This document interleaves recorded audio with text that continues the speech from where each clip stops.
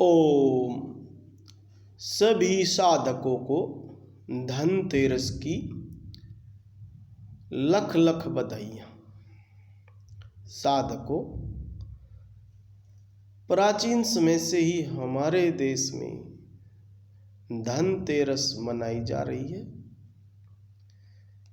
ऐसा कहा जाता है कि समुद्र मंथन के समय एक धन्वंतरी नाम के ऋषि अमृत कलश के साथ उत्पन्न हुए थे। उन्होंने संसार को तरह तरह की औषधियाँ दी, उनके महत्व के बारे में बताया। विभिन्न प्रकार की जो जड़ी बूटियाँ हैं, मानव जीवन के कल्याण में लाभकारी हैं, उनके बारे में बताया और प्रोत्साहन दिया। तो उन्हीं के नाम पर, जो धन्वंतरी ऋषि हैं, उन्हीं के नाम पर यह धनतेरस के रूप में प्रसिद्ध हुई।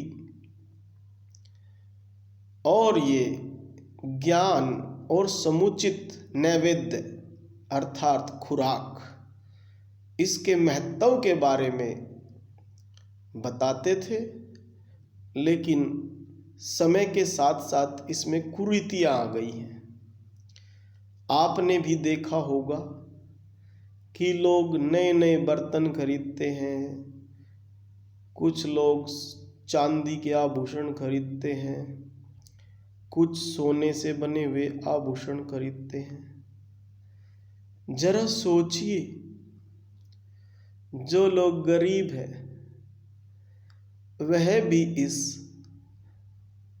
रूढ़िवादी परंपरा से कितनी परेशानी महसूस करते होंगे, क्योंकि बहुत से लोग जिनके पास इतना धन नहीं होता कि वे ये कीमती आभूषण खरीद सके, और उन्हें भी एक प्रकार का उनके अंदर डर बिठा दिया गया है कि नहीं, ये तो शुभ होता है। ऐसा नहीं है। ये तो जो अमीर लोग होते थे, व्यापारी लोग होते थे, उन्होंने इनके विज्ञापन ज़्यादा किए और वे बेचारे भ्रमित हो गए। अन्यथा तो उन्होंने तो सिर्फ जड़ी बूटियों और औषधियों के बारे में ही बताया था और साफ सफाई कैसे करनी चाहिए। बाकी की चीज़ें तो समय के साथ साथ एक प्रकार की समस्या ही है जो इसके अंदर जुड़ गई है। जबरदस्ती का बोझ लादा गया, परंपराओं के नाम पर, अंधविश्वास आदि के नाम पर। इसका साइंटिफिक रहस्य तो यही था कि साफ सफाई होनी चाहिए घरों की, गलियों की, और इंसानों को भी अपने वस्त्र आदि स्वच्छ पहनने चाहिए, जो कि सभी जानते ही हैं।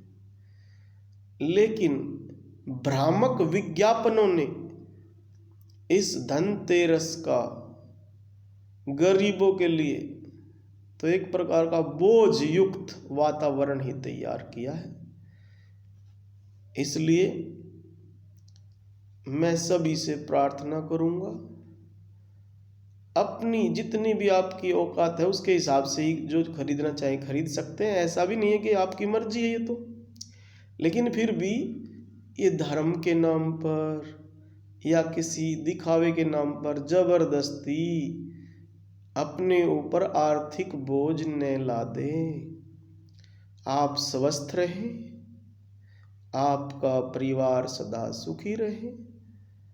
इन्हीं शब्दों के साथ धनतेरस की एक बार फिर से लख लख बधाइयाँ।